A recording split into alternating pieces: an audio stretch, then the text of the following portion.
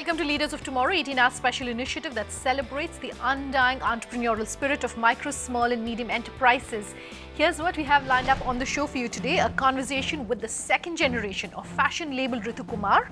On Bright Sparks tonight, I'm featuring two companies, Allure Chocolates and Shro Systems. So that's what we have in store for you tonight. Let's get started right away with our inside conversation. We've been doing a series of interviews with family-owned and family-run businesses and the second generation of successful businesses to bring you insights into what is making their businesses tick. Today, we're bringing you a conversation with Amrish Kumar of the fashion label Ritu Kumar. Take a listen. Thank you very much for speaking with us here on the Leaders of Tomorrow. Let me kick this conversation off by asking you about, if you can describe the evolution of your brand, of your store, and talk to our viewers about some of the tips or tricks that you need to keep in mind when you're part of a family-owned or family-run business. Okay, well, the business is a fairly old established one. It was started in the mid-60s. It was like many businesses of its ilk. It was not started off as a business. It was started off as more of a hobby and an experiment. And then over a period of time, it took its own sort of trajectory. It was started in Calcutta and it happened by accident. My mother stumbled upon these craft areas that were not being patroned anymore, and this is specifically with regards to silk printing and some embroidery clusters. And she was looking at it purely academically to begin with. At the same time, India in the 60s and 70s was not exactly land of opportunity vis-a-vis new business and that sort of thing, but there were opportunities that came up in the export business because of fairly inexpensive products that could have been exported out of India. So that's how it began, and she had a couple of exhibitions. Someone took notice, and an export company sort of mushroomed out of that. Now the export company was the primary driver for the business till the early 2000s. That was the larger business and that was the one that had the margins. The Ritu Kumar brand per se was much smaller, and it was niche, and it had a few shops, and it catered to a sort of fairly niche clientele. Since then, obviously, since the mid-90s, the evolution of the consumer market in India has taken place, and the focus shifted from the export business more towards the potential that we have in the retail business and the Ritu Kumar brand, in a nutshell. We have a call-in show on the Leaders of Tomorrow, and the feedback that we get from a lot of our viewers who are traditional family-run businesses is that the concern they face from banks is that they're not professionally run. Would you say it's not possible for a large majority of family-run businesses to also be professionally run? Can they go hand in hand? If there is a clear-headed motivation that it needs to be done, and if the stakeholders are aligned, then there are a lot of family businesses that become professional. In fact, most businesses start as family-run businesses and at some stage make that transition. So I think, yes, it is absolutely possible for it to happen. So while e-commerce has, of course, increased visibility for a lot of brands, it's also brought about a culture, if I can call it that, of discounts and heavy discounting. And there are proponents for it, both for and against. What advice would you have for our viewers in terms of what strategy one should adopt towards discounting? Now, when you look at an industry like ours, where 40 to 50% of what is sold on the large e-commerce websites are in discount, and no, actually it's probably even more than that, and half of what you sell come back as returns, it becomes an unsustainable business. So I think what happens, certainly what's happening in markets across the world, is that there is a squeezing of the middle. Brands that are in the middle, that don't either have a defined value proposition towards premium, but are still more expensive than value, are getting squeezed. And this is especially true in apparel retail. So the bottom echelon of the market, the more value retailers, the Zara's, etc. of the world have made they've sort of turned the market upside down. And then there's still space for people who are sort of the higher end, the masstige end of the segment. The middle gets squeezed. Do you see enough innovation amongst the small and mid companies which are involved in your industry? And what advice would you have for our viewers who say that they possibly don't have the kind of funds that is required to innovate on designs, innovate on products? Well, I mean, innovation in our industry, when you're small, ends up being design innovation, particularly. And what that means is the individual designers who spend time and effort in developing particular designs or collections. So I don't think at that scale it's necessarily, of course you need some funds to be able to sustain yourself, but I don't think it's exorbitant. So I think the innovation in the fashion business is an absolute necessity. You know, you're not making a commodity, so everything that you make is different from everybody else, and that's the only way you can stand out. So it's not a should I do it, it's a you have to do it kind of answer. Okay. I want to talk about what some of the challenges you faced along the way are, and what the lessons you've learned from those, and therefore what advice you do have for our viewers. There is a temptation to assume that established models of business can change rapidly, and I'm also guilty of having perhaps erred in running behind something too quickly.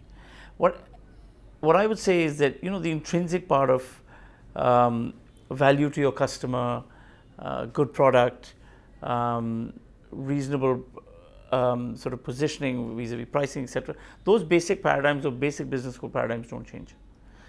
They go through certain nuanced shifts when technology, etc., comes into the market, but the basic paradigm doesn't change. So therefore, you've got to have your fundamentals right, and you will never go wrong if your fundamentals continue to be right. But first get your fundamentals right, and then experiment. So that's one piece of gyan. Let's talk funding. Not for you where you are in your business cycle right now, but possibly when you were starting out. What were some of the challenges you faced? And the feedback that we get from our viewers is that it's not always easy to raise funding, especially when you don't have any collateral to offer. Yeah. What advice would you have? For industries to develop, you have to have a complex structure in the complex financial structure, which will have players who are willing to back you, provide you the capital that you need in order to be able to grow. I would argue that 10 years ago when I first started the business, it was still fairly thin on the ground. Today the scenario is completely different. The number of players that are now in the field vis-a-vis private equity guys, NBFCs, so on and so forth. There are avenues today that were not remotely possible then. But we did raise sort of debt from banks at that time, and so my advice would be, it's not a one size fit all approach at all, but certainly there are more opportunities now. Again, if you've got a tangible, feasible business plan, I think you should find someone to back you. But if you're not finding someone to back you, go back to your business plan. Maybe there's something wrong there. My last two questions, and let me talk about GST. Yeah. How much of a difference is it going to make to your industry once we see GST come through? It's a huge amount of bureaucracy in terms of the paperwork that we have to do. That will be subsumed within the overall structure. It will enable our efficiencies and costs, which is great. I think our entrepreneurs end up spending a lot of time on that sort of stuff, and a lot of time dealing with babudam, if you like. That will be minimized. Plus, there will be benefits vis-a-vis certain services and things that we are not able to get set-offs for, which in all fairness we should. For example, rents in my shops have service tax attached. I cannot get set-offs for that through my goods, etc. All of that will become smoother and therefore easier for me to price and predict price.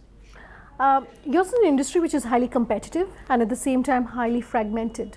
How do you, what advice do you have for our viewers in terms of building a brand and building something that stands out from your competitors? If you've already got something going, a business, then I would say make sure that your target market is clearly defined, know who you're going after, make sure you're the best you can be to them, try and be the leader, and no matter how big the niche is, even if it's a smaller niche, if you're a leader in a niche, you've got a value proposition. Okay, so that's my piece of advice. If you're a creative person, then it's very difficult to advise. I mean, it's an intangible. On that note, it's time for a quick break. When we come back, our two bright sparks tonight are none other than Allure of Chocolates and Shro Systems.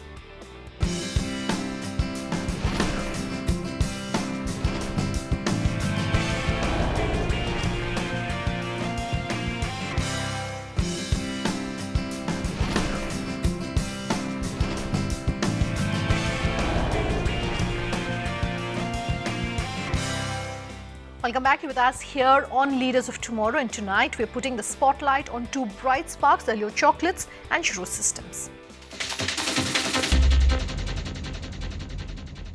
They say life is like a box of chocolates. You never know what you're going to get. Well, a gourmet chocolate company, Allure Chocolates, has built a robust business based on this very philosophy. Pooja Jain met with the company's management team in Mumbai to get a flavor for both their future plans as well as what they're doing to differentiate themselves. Take a listen. Just shy of a year old, Allure Luxury Chocolates is among the select few domestic chocolate brands that dares to meet, beat and compete with international standards. The gourmet chocolate company, which uses exclusively high-grade Belgian couverture as its primary ingredient, creates made-to-order box chocolates and luxury selections in novel shapes, bars and giant slabs. When we visited the company's headquarters, founder Riddhi Dodani shared the fruits of her labor by treating us to a hands-on crash course in creating delicious soft-scented chocolates and indulgent truffles. Here are the highlights. So we're very curious to know, what led you to leave your comfortable job in the graphic design space and reinvent yourself as a chocolate maker? Somehow, I don't know why I got attracted to chocolates. When did I start this business? Everything is like a dream story for me. When I saw chocolates, there were a few of people whom I knew. They were making chocolates, and I don't know, somehow I thought that if they can do it, I guess I can also do it. And I'm artist by nature. So I kept on seeing all the videos of all the different kind of chefs and everything, and I got really damn attracted that this is the field I guess I wanted to go to. Well, what led you to believe that there was a market need and hence even a viable business opportunity for creating customized gourmet chocolate? See, when I started my business, it was more, I was using only compound chocolates. Now, compound chocolates are vegetable fat, which I was not knowing earlier. So as soon as I started my career with chocolates, I came to know that, okay, fine, there is one more option which is called curvature. So since past a year, I'm using curvature chocolates, and they are pure blend of chocolates, bean to chocolate kind of a thing. Well, with Allure Luxury Chocolates, there's a lot of emphasis on sourcing the right ingredients, right? Tell us more about that. We don't include artificial preservatives. We are using all natural products. Everything, there is no chemical added to it. There is no artificial fat added to it. So it's pure, it's natural. And I have been using Calibu products too, and they are very, very, very good products. I mean, I have not seen the chocolate shine like this ever before. Well, one thing that's unique to Allure Luxury Chocolates is that you don't add any artificial preservatives at any point in the process. Now that, of course, drastically reduces the shelf life of the product. So how do you tweak the business model to accommodate that priority? There are certain chocolates which have a good 3 months to 6 month shelf life. So the fresh fruit chocolates are the only one which is a very short shelf life, because there is water in it. And water is bad for chocolate. That is the only reason we say, if buying fresh fruit chocolates from me, then you consume it within 25 days. And how do you view the competitive landscape in this business? There is, so far in my line, there is not much of a competition, because people are not aware about curvature chocolates. I mean, my chocolates are expensive because the products are expensive. The things what I'm making, they are expensive. The way I'm making, there is a lot of expense which goes behind making one chocolate. And how would you describe your expansion plans going forward, be it domestically or internationally? See, internationally, this market is already there. I mean, Godivas are there, Lints are there. They're already using the curvature chocolates. Nationally, yeah, I have started classes because I want people to understand and know what curvature chocolates are about. I am planning to start up my own cafe where I can display the stuff so that people can see it and taste it and have it and go and then buy it. And what do you consider to be the most rewarding part of being a chocolate connoisseur? The most satisfying part is the end product of the chocolate. So when the chocolate is made and you color the chocolate and the chocolate looks different, it's colorful. I make it more colorful, I make it more lively. That is what my USP is. The chocolates look lively. If you're having a normal chocolate and if you're having the curvature chocolates, there is a humongous difference. As soon as you put the chocolate in your mouth, it starts melting. When you're eating it, you feel the softness in it, you feel the smoothness in it. It's amazing. Trained at the Chocolate Academy Berry Caliboo and the Savor Chocolate and Pastry School Australia, now Allure Luxury Chocolates founder Vritti Dodani is paying it forward. She offers a hands-on chocolate making workshop to aspiring professionals where she imparts the knowledge and techniques necessary to take chocolate making artistry to the next level. Beyond indulging the domestic market with her handmade delicacies, she's become a shining beacon for what's possible when passion meets purpose.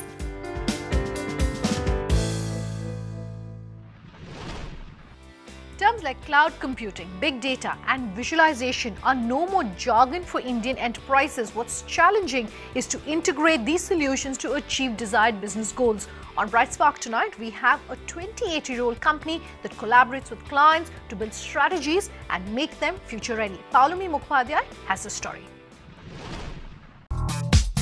India is one of the fastest growing nations when it comes to IT solutions. And with the rising number of tech needs of companies, IT consulting firms with innovative solutions are taking center stage. Aimed at providing cost-effective and quality IT products, Shro Systems was founded in 1988 by ex-Indian Air Force pilot V.V. Shrotia. Shro offers a bunch of services like enterprise computing, big data, network cloud, wireless, backup and recovery amongst many. So give us an idea about the kind of services that you provide at Shro. If you look at the landscape, there are a lot of buckets in which we do our solutions in. There is workplace productivity, there is campus networking, there is data center solutions. There is the advent of cloud. When you talk cloud, we talk about private cloud, public cloud. We create hybrid cloud solutions. So if you look at customers in verticals like manufacturing, BFSI, education, government, we've got customers in all these verticals and they rely heavily on partners like us to give them services, solutions, architecting those solutions. So 100 smart cities by 2020. Do you think a company like yours can contribute to this dream in any way? Absolutely. I think it's a great phenomenon. If you look at themes like smart city, if you look at like industry 4.0, these are themes in which I think the government is making significant progress. And we as partners, as companies, we are also latching on to these themes because they make a lot of business sense for us. There's huge amount of surveillance projects that are going on across states, and we call it city-state surveillance projects. We are working very closely on those kind of projects, implementing solutions which are networking or storage to store all the data, to store all the images. They require a lot of computing power. So we are in that business of creating solutions which will drive surveillance. As an industry expert who has done business for about 28 years now, give us an idea about the compliance related challenges that you face when it comes to IT solution companies in India.